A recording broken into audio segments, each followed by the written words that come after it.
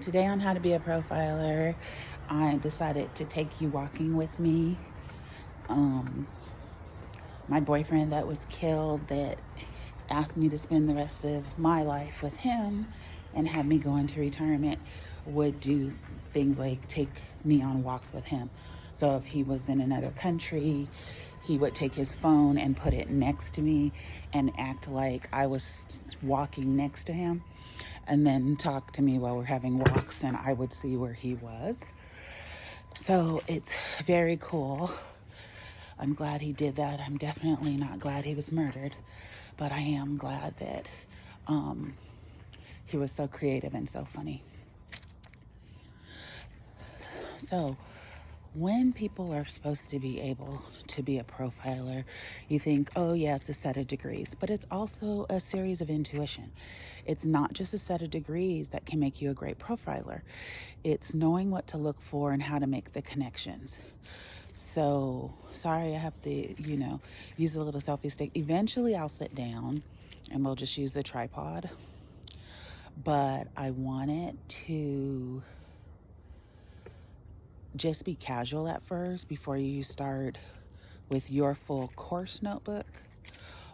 What I would say is just get a regular notebook like you would use for school, not a series of scratch paper, because the one thing you don't want is to have the pages be out of order after you've taken your notes, because the stages on which deciding would you be a great profiler, how to be a great profiler, and the tips that you can get in my 28 years of being a profiler. I've never not caught who I was hired or asked, or sometimes, people in distress are looking for their missing kids. And so that is, they're kind of begging, please, bring at least the body home or justice. And then other people who are victims of really bad villains, when I map out a villain's pattern, when I map out the villain's brain and map out the pattern, that gives people the ability to understand the level of evil and the groomer that person did, because most people didn't understand or see that person as a villain. So I'm going to sit down and take you to the next one, but welcome to How to Be a Profiler. Hope you enjoy it. By the end, you'll know if you have the skills and you're meant to be, right? Other than that, use it to figure out things in life, but never betray your intuition, and don't make deals to get it. Okay, so when it came down to it, the first step as a profiler, probably you would know it's your personality if you're a curious kid. But let's talk about the system. One must first dismiss all facts you think you know. Okay? The biggest warning for being wrong is when you think you know. Because when you think you know, you're not listening to your intuition. You're not listening to God or divine or creator, source, whatever you want to call God, right? You're not listening to that. You're listening to stuff you already know about something totally unrelated, which means all it takes is a criminal, a villain, a grooming narcissist. All it takes is for that person to not be something you've experienced before, and you won't figure out the crime. Most of the time, the crimes, especially my TV show, when we would do exposés, there would be stuff nobody wanted to have to take the hit from the person that we were telling on. Okay, what that means is the villain either had a whole lot of money, a whole lot of power, or both. And they try to use their gender and their influence. See, you have to realize this is long before Weinstein and Epstein got caught.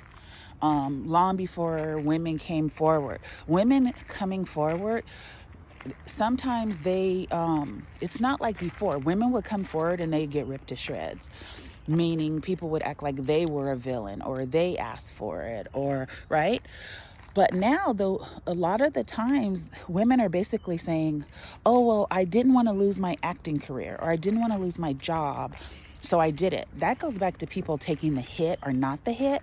So we're not talking about victims who did not want the attack of telling or the financial losses in the retribution. We're talking about secretaries, people who could have told, people who had the evidence to tell, that didn't want to take the hit. So a narcissist grooms his game, okay? And you will know you're a profiler if you realize that you have the ability to let go of all your filters and start each case new. So that's step one. Starting each case new. You're brand new. Everything's new, right? And when I say everything's new, this is what I mean. Not in my 28 years of profiling do I think I know everything. Not being a member of Mensa, do I think I know everything? Not being a 99 in Mensa, which meant like if you took 100 pennies and you laid them out and you removed one penny, and the 100 pennies was everybody on the planet, and the one penny, that's the members of Mensa. Now you take that one penny and you chop that penny into 200 pieces. That one penny, right? Which means you got little copper, right? Pennies used to be made of copper, so let's just pretend like they're still copper. Now they're like copper and nickel so that they'll be stronger, because copper's a soft metal. But I know that from being a member of Mensa. Your brain always wants to know new stuff and in depth about whatever you learn. So out of that 200 pieces now you have from that one penny, take out two. That's me. That's us. We're the 99s.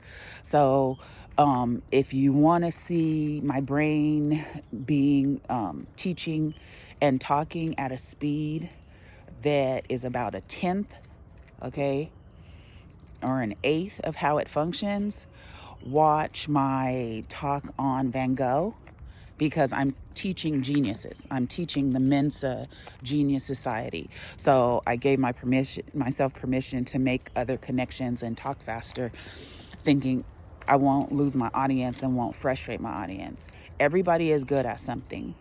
And so having a high IQ doesn't make you better than other people, doesn't make me smarter, doesn't make me, right? It makes it easier for me to solve puzzles and easy for me to create systems, and exemplary at finding corrupt systems, meaning finding the evidence needed of how the villain was allowed to enact the pattern in which they were able to hurt so many victims for so long and keep so many people in a state of cowardice, right?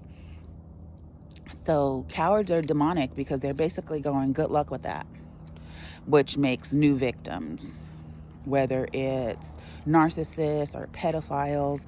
You make that monster bigger by being a coward, by not wanting to take the hit, by telling yourself it's not your business, by telling yourself someone else will do something. Yeah, that's why I love to cosplay, because superheroes need clothes.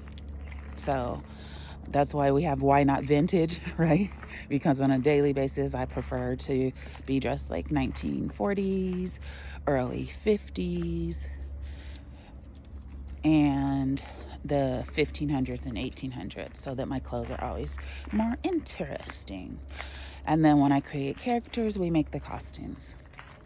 That's why True News has always done fashion, news, and exposés, and got into the life coaching and teaching because people who weren't our demographic, right? When we started the craft show, it wasn't about the crafts. It was about staying in the creative flow so that you could heal whatever the world was doing, right? Or any trauma that had happened to you. Because God is creation. God created everything. So the energy of creation going through your body cleanses it, right? From stuff that's old and stuff that's sent. So that's why we had that aspect of true news when we first broadcast on television. Then people would come to me and tell me things they really, really, really wanted me to work on. Okay? Oh, look, I've arrived. Maybe I can sit and talk to you for a minute, but I'm actually enjoying this walking talk. Sometimes I help clients with walking meditations and coaching. It helps them because they're not stuck in an office. I didn't develop that as a system. My clients, I learned it from them because with survivors of incest, ritual abuse, and torture, ooh, look at this. I love gardening. Let's see if you can see. How great is that growing? Love it. Okay, let me go back. So anyways, I got that from the man that asked me to spend the rest of my life with him too, saying anyways. Which, by the way, not exactly my normal vernacular. Here, see this too. Okay, so why do I stop and show you flowers? So that someone with so much negativity in their space can get their attitude and write a crazy comment? No. I mean, that helps you know that you have evil inside of you if you do that. So that helps you have a better life because it gives you a head up in case you want to clean your space. But I say that, just like today, I made my hair really tight. Watch, I'm going to take it down a little bit so you can see. So I put a lot of hair going straight instead of make my pompadours, right? Because today I was going for that, fashion week chignon vibe. And then when I went to put my hair up, I changed my mind and didn't want it to go up. So when I tell you stories like that, I'm anchoring, okay?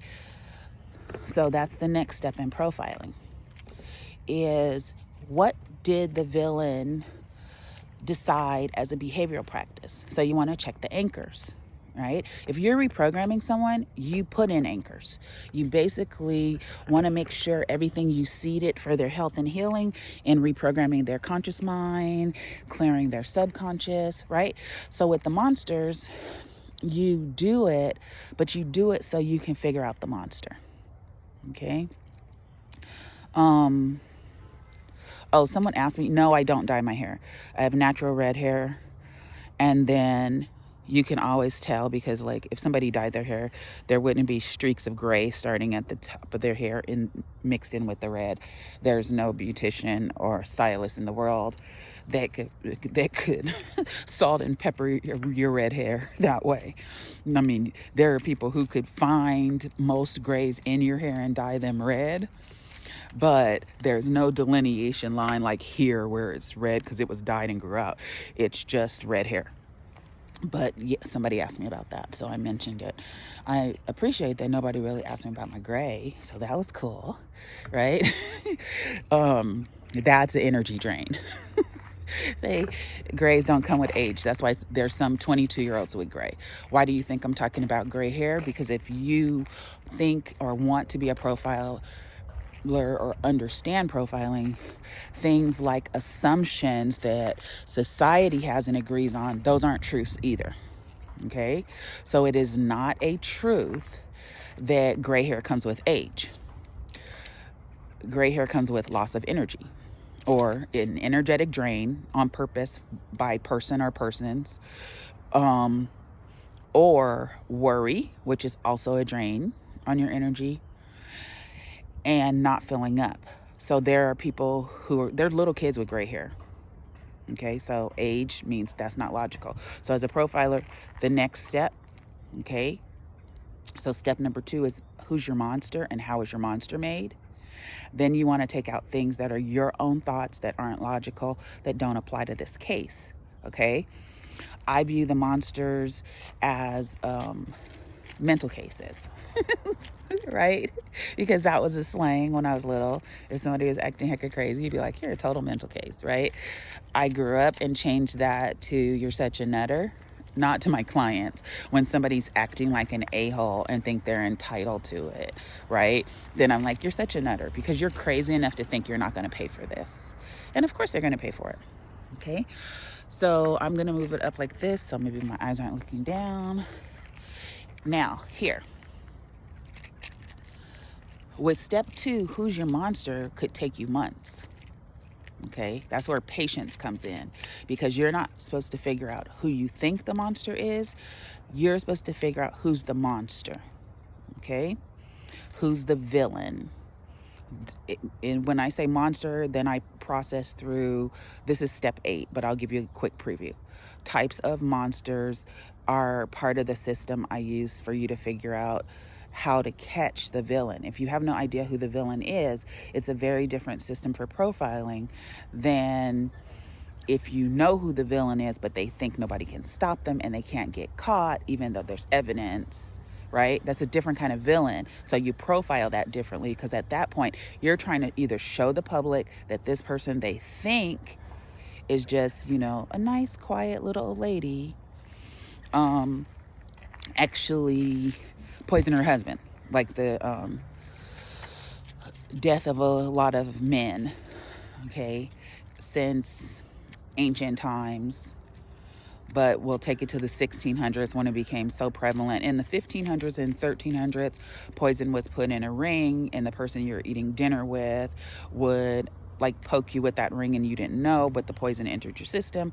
Or poison was ingested, because they would open something in their ring, like a little top, and then pour the poison in, right?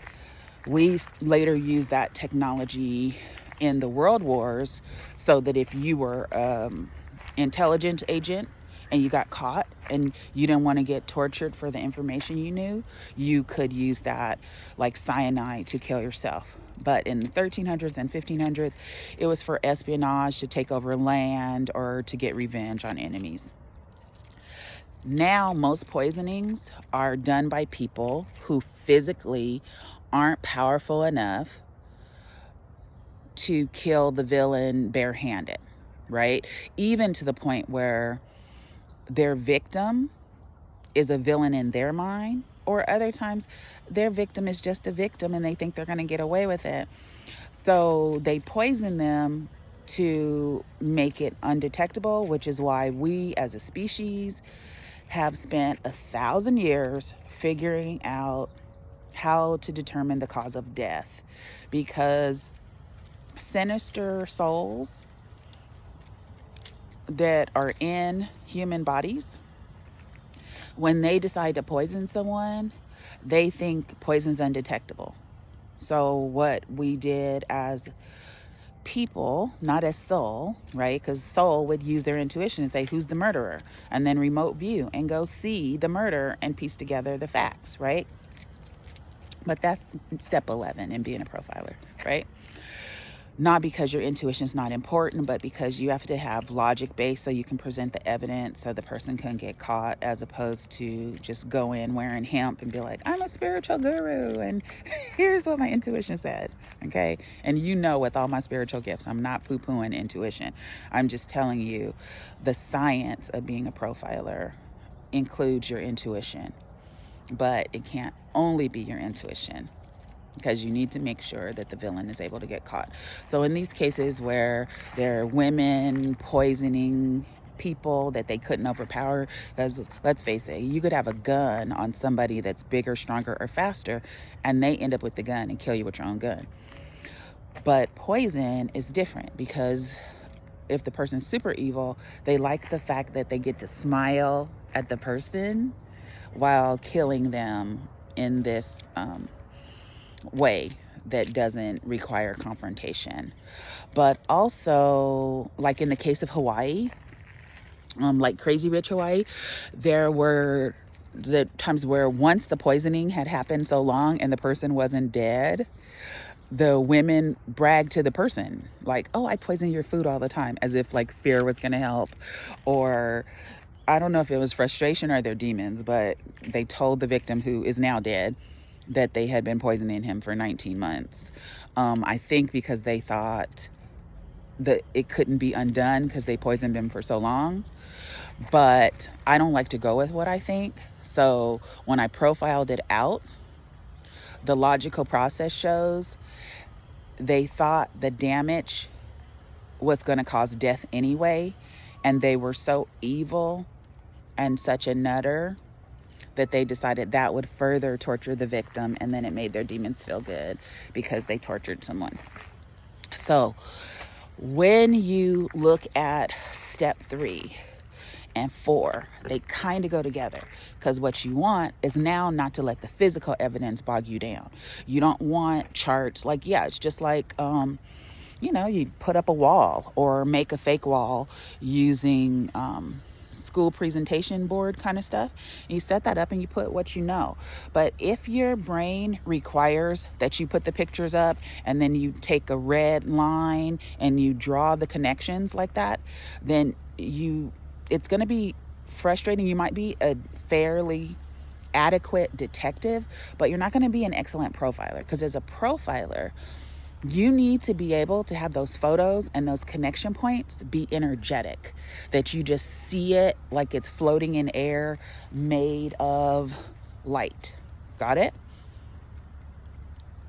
Not needing the physical world and you keep putting the puzzle. Your brain should be constantly processing the puzzle. That's an excellent profiler, because you'll get every bad guy and every villain. Because let's face it, not every villain seems to be a bad guy, and some people don't even understand crimes. Like Scott Young was this guy who called me for a charity, and he had me fooled for like 2 months because I didn't realize he was a predator and grooming until he started thinking he was safe enough to drop his mental things, which he's like, he pretended.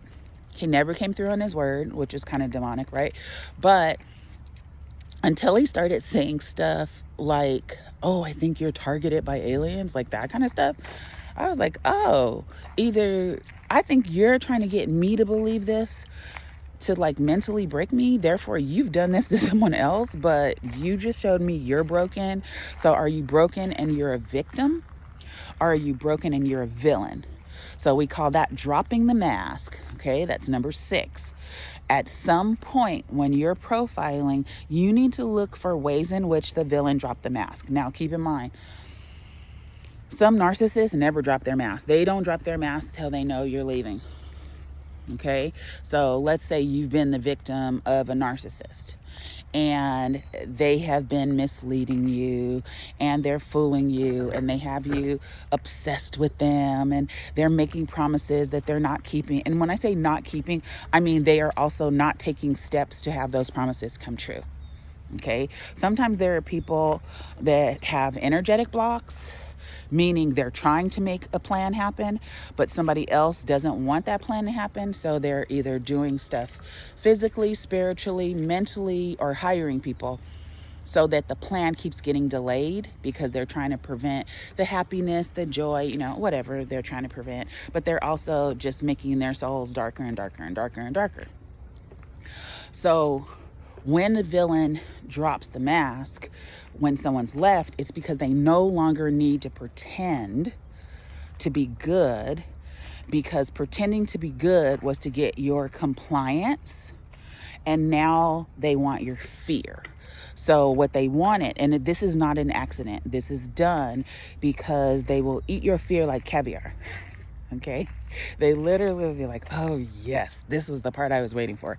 So I have stopped villains who were so horrible, and I've seen villains, just in life that I wasn't asked to or hired to profile, or a family came to me and needed help, or women came to me and needed help, or men came to me who needed help, right? So not everybody has money to pay. It's not that I don't help people who don't have money to pay. I help everybody. Got it? And everybody pays what they can. I mean, I've never accepted like I'm not like a country doctor, so I've never accepted like a goat or a chicken as payment. But there are things that you do because you make the world a better place, not things that you only do to make your own world a better place. Otherwise, you need to check your space because it's probably pretty dark. So when people are selfish or they say, oh, we all have our own cross to bear, I want you just to think, what would happen if Jesus has said that? What if Jesus was like, you all have your own cross to bear? Good luck with that. enjoy the Romans, that kind of thing. But he didn't do that. So nor should you. So let's look at the villain that drops the mask. The villain that drops the mask was building you up and being nice and made you think they were such a wonderful person, right? Because they wanted to eat the pain and suffering that was going to leave your space like a primal scream when you realize they're a monster. That's the only reason they were nice and building you up in the first place. Okay? Because their soul is dark and it eats your pain like caviar. So here, take a look at this. Look at that. How lovely is that?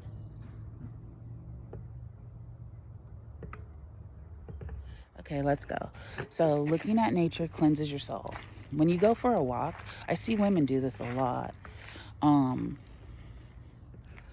They go for walks with their friends, and the whole time they're nonstop gossiping, just chatting about absolutely nothing. They're never quiet. They never shut up. They just continually talk. So they may as well stay at home, right? But I don't know, even at home, I don't have friends like that. I don't just chat about nothing, and I don't gossip, mainly because I've been trying to make the world a better place and save the planet and all that, that kind of thing, since I was 6. Right? So I don't have time to sit around and pollute the world with demonic behaviors like gossiping or judging people. So when now you got the profiler book, you keep a little notebook. Don't keep a notebook for every case, because then you're back to violating number 1. You now have filters where this is how I catch. No. So your monster now. The possibilities of what the monsters did. And the reason you go for the villain when he drops the mask or she drops the mask is because then you can catch other behaviors, meaning historical behaviors in prior victims, which can help you save, prevent, or figure out where the next victim is. Because this is about stopping this demonic behavior from harming another soul. And in my case, because I started with reprogramming, helping, doing life coaching and therapies with different modalities for victims, I have 100% full recovery, and most of my clients went to therapy before they came to me for 10 years or 20 years, depending on the client, 2 or 3 times a week, paying $200 or $300 per session. I still had no help. 10 or 20 years later, sitting in my office, 3 to 5 sessions, all is done. Okay? 100% full recovery, never any more problems. Everything's handled. So when you're profiling, my clients were like, thank you, because part of what was making them suffer was that the villain had gotten away with the pedophilia, the rape of their child, the kidnapping of their child, the financial crime. Like sometimes people would do a financial crime that devastated someone's life to the point where they never were able to emotionally recover because of the financial hardship. Okay? And that's why they thought don't forgive, but they also weren't moving forward or bringing in their new life. So 8 and 9 have to do with how many lives does the person you're profiling have in their bag? So are they a chef and a murderer? Are they a basketball player and a rapist, right? Are they like how many different, like I'm a scuba diver, but it's not that I'm not a doctor and I'm not an investigative reporter when I'm a scuba diver, right? People that I scuba dive with know those other parts of me. So when you're checking to see what's in their bag, you're basically looking to see what's in their disguise to what they're showing the world. Okay. So I'm not an investigative reporter who doesn't go to Fashion Week, right? I'm a fashion and luxury correspondent who is also an investigative reporter. The markets are separate, but you see on this channel and my TV show, same thing. But my radio show, I didn't talk about fashion. I only talked about self-help, life coaching, and exposés. Because some things go together naturally. It's not about hiding it. The exposés, let me just try to show you this plant. How cool is that? So the exposés to pay attention to had to do with, here's an expose, here's something that happened that's really super bad or unbelievable, but here's all the proof, right? Sometimes that's why I'm hired to profile. People can't even believe the crime because it's so horrible. So I prove the crime and who did it. So if you experience something like that, or someone goes, oh, look at the world's doing that, then of course I'm going to add some fashion or some art or something, right? In a different episode, but it can't be the same episode. But I can do life coaching and exposés in the same episode, because what I'm basically doing is saying, okay, yes, this happened, but this is how you survive it, or don't give up hope, right? Don't give up. Don't start thinking the world's just a terrible place. You know, that's why jerks do things in the first place. I can't remember which one of my clients, but it was a little kid that was getting bullied. That's when I started saying jerks, because that was the only coping mechanism his parents gave him. He had one of those teachers with no credentials and no classroom management skill that were just telling him, like, basically, that's on him, right? Figure it out, kid. You're getting bullied. Figure it out. No, that's the teacher's job. So his parents told him, oh, those people are just jerks. That doesn't stop a bully. So when you're a little kid and it doesn't stop bullies, you're making a new monster. Not the bully, the kid getting bullied, right?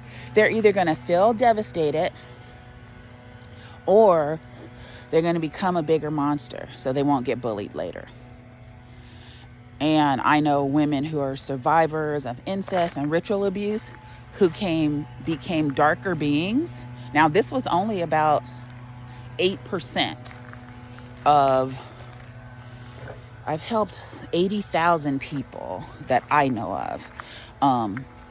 But my clients always say, count the people they help too, because my clients, I always tell them, your soul, you came here for a reason. This trauma, drama, you know, whatever villain, like if you have girls that envy you, that's always like trying to send negativity, gossip, or even as far as cast spells or hire people to cast spells, that person is obsessed with their own low self-esteem. And so they think attacking you, almost like if you didn't exist, they would seem to be better because you wouldn't be something that they could be compared to, right? So they try to bring you down what do they call it? Take you down a peg. That came from a villain of like why they spent 16 years casting spells to mess with one girl, because they were trying to bring her down a peg because they envied her and they thought if they can keep changing her and lowering her value. The difference is people don't have the power to lower your value. They can give you stress. They can make you try to make a deal or lower your own value, but that shouldn't be anyone's superpower, no matter how hard they're trying.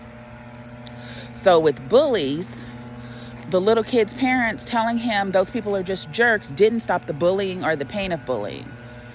And right now, little kids are at such a high rate committing suicide because the grown-up of the teacher without a credential doing nothing and sometimes taking part in the bullying and bullying kids.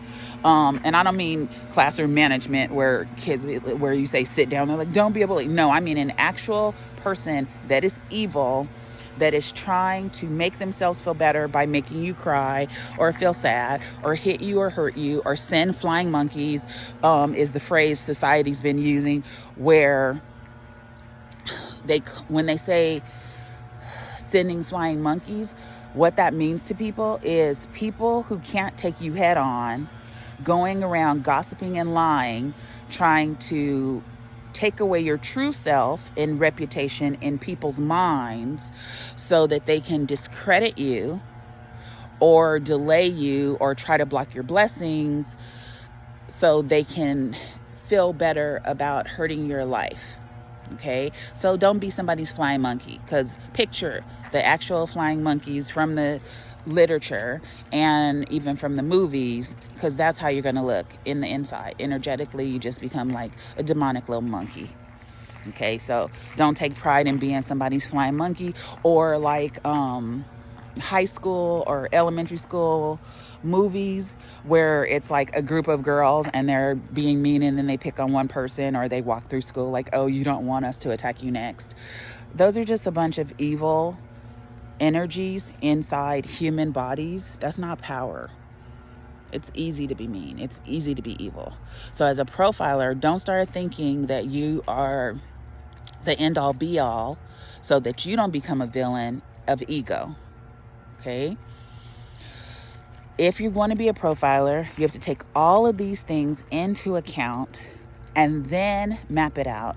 And if you're solving a crime that people just can't believe the person they're looking at actually did the crime, there's one stance. But the other stance, remember, is the person with a long pattern of doing this to a lot of people who think no one can stop them. And your evidence has to be allowed to be able to use police agencies, media exposure, bringing it to the light to be the thing that stops them, especially if they think they're unstoppable. The men who've been caught in the last couple years, like 3 years especially, they all bragged the entire time they were doing stuff that no one could stop them. And every victim, their behavior worsened. Okay, so every time they got away with it, didn't get caught, the next time they did something to another woman or another child, the things they did were much more evil, much more demonic, much more harsh, more violent, more invasive, more dark. Because every time they didn't get caught, they became more evil. Energetically, they became more evil.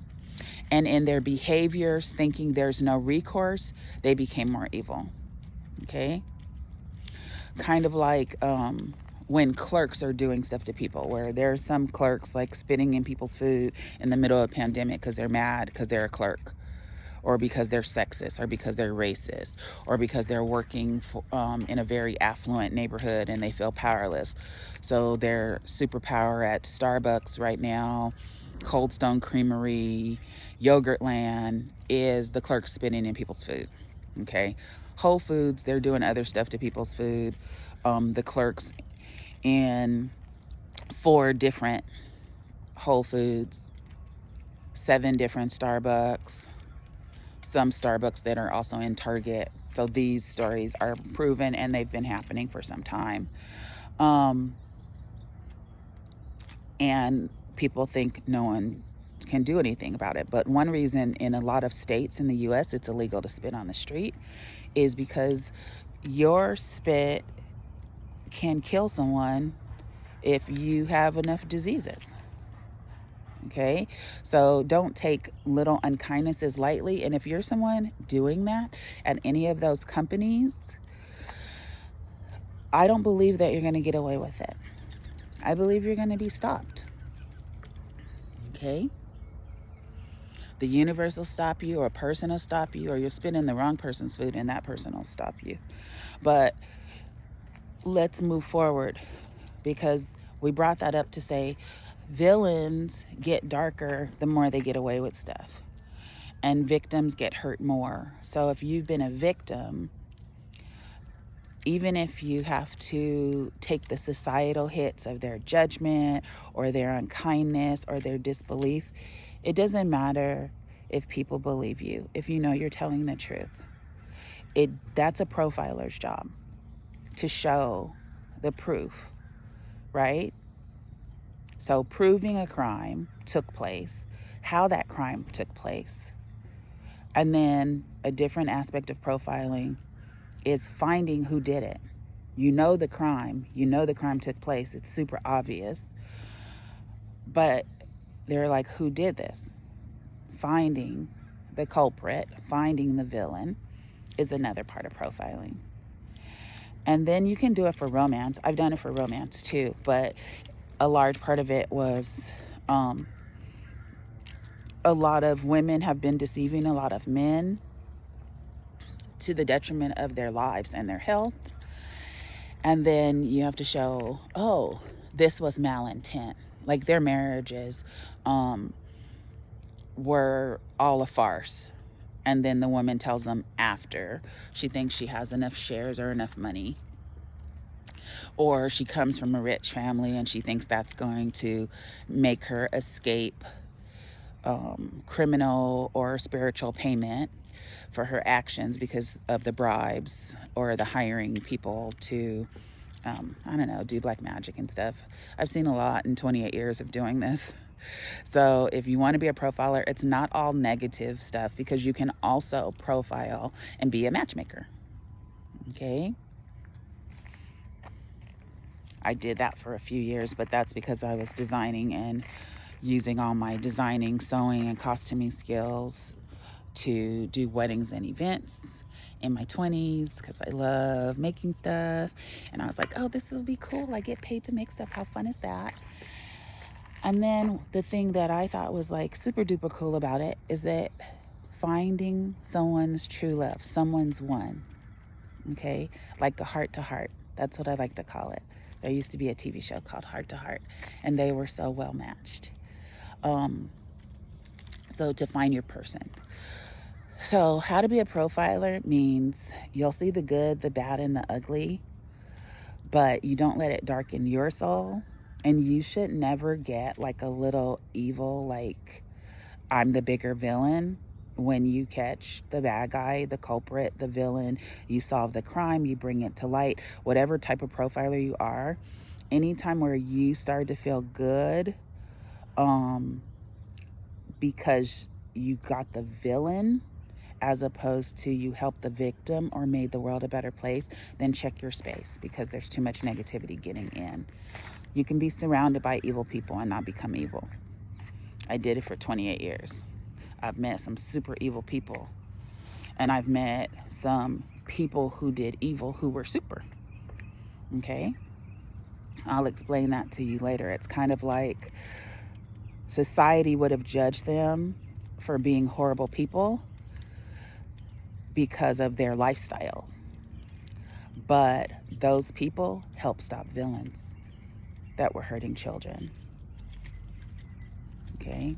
They helped stop the people that you would judge as villains, helped stop evil women who were killing men, evil mannequins who were manipulating men and bribing judges and paying for witches. There were other witches like, this is not cool. And they helped and stopped them. You see, there are people that we would think, oh, you have a criminal lifestyle. They're like, our criminal lifestyle does not involve harming old people and children. So we're going to help stop the people that are harming children, right? Hurting old people, making sure old people don't have the medicine they need, or using elder abuse, or changing people's wills, and, you know, all that kind of stuff. So I just learned that don't judge, don't rely on your filters, and rest not on your own understanding.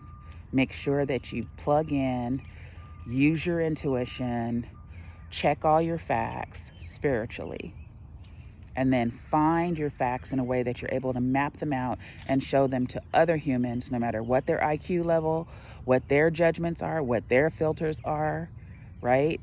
You're proving to them, this villain did this.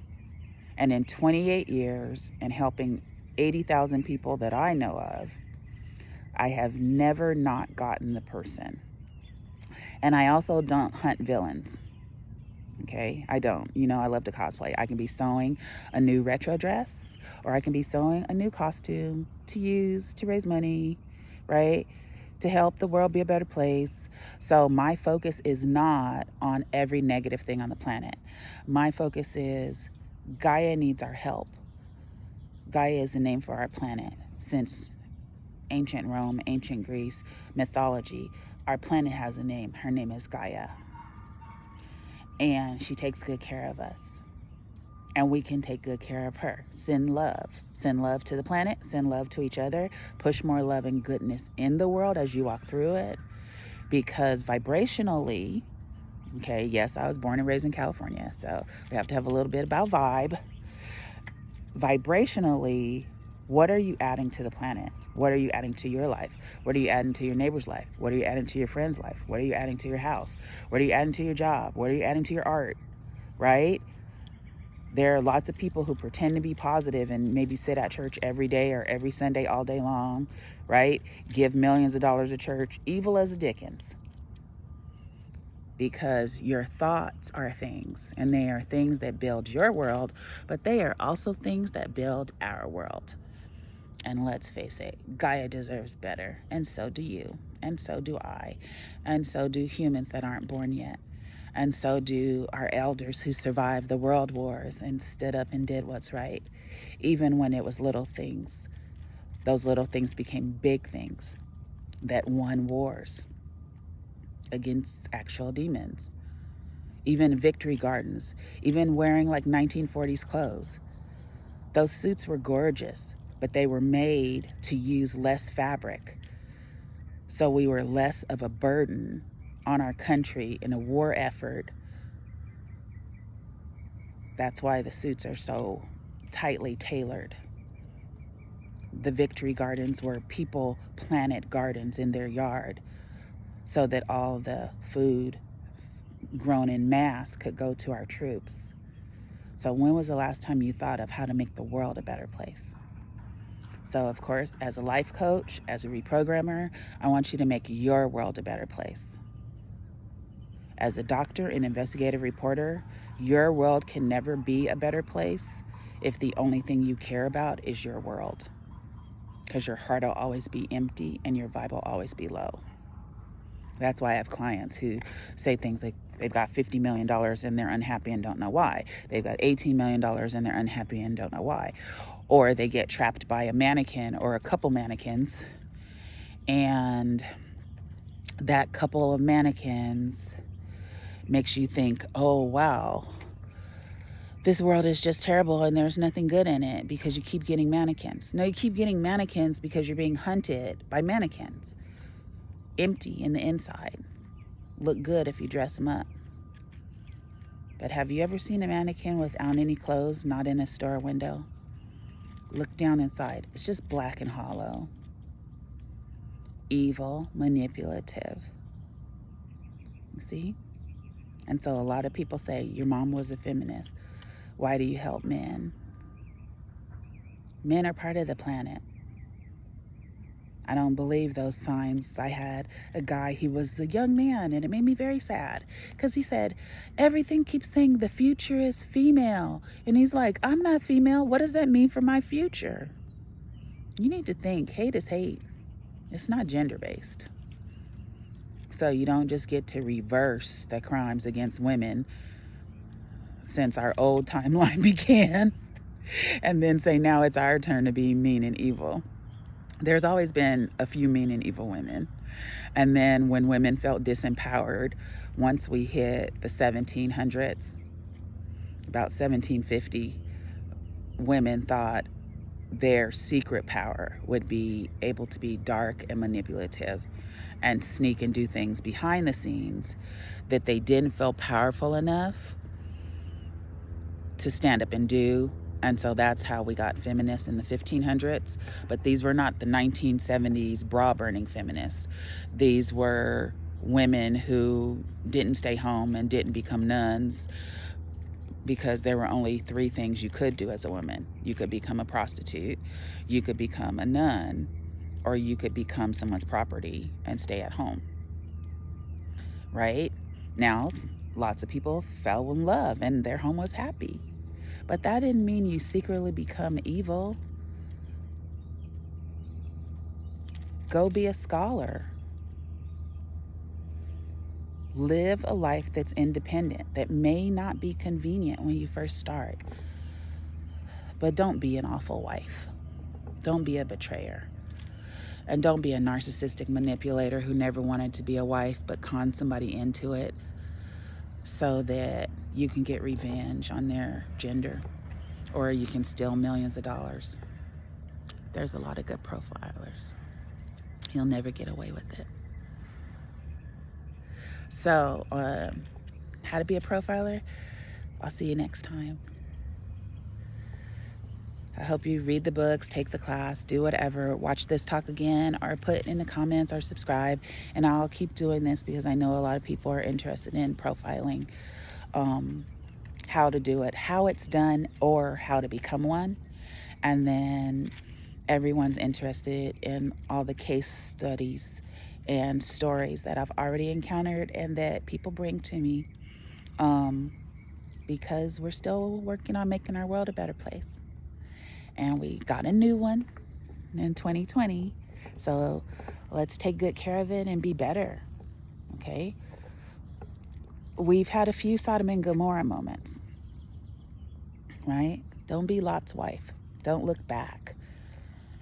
Turn into salt. That means be stuck where you are, right? A pillar of salt means pretty much a statue, right? Don't become a statue looking back. Even if there's all kind of mannequins throwing all kind of black magic and silliness or gossips or betrayal of women who are supposed to love you or say they're your sisters, no matter what, villains get caught. My work, 28 years, is proof of that. My TV show, my radio show, and now I'll be doing social media for you. So watch the TV here. Watch the stories. We'll map the villains' brains. And we'll show you their crimes and how it happened. Thanks so much. Take care. See you soon.